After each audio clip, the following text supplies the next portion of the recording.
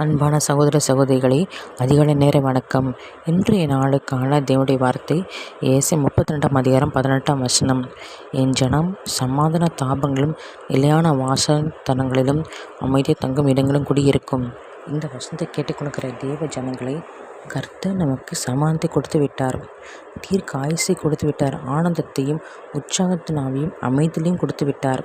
நம் சுகபலன் ஆரோக்கியம் தந்து நம் ஜீவனை சமாதான தாபங்களும் நிலையான வாசஸ்தலங்களும் தங்கும்படி செய்திருக்கிறார். அவருக்கே நன்றி பலிகளின் துதி கன மகிமையெல்லாம் அவருக்கு ஏறெடுப்போம். அதிகாலையில் அவரை தேடுகிறவர்கள் கண்டடைவார் என்ற வசனப்படி அதிகாலை அவரை தேடி அவருடைய சத்தத்தை கேட்டு அவருடைய வசனங்களை கேட்டு அந்த நாட்களை ஆரம்பிக்கும் போது அந்த நாள் முழுதும் அனரமியமான நாளாக காணப்படும்.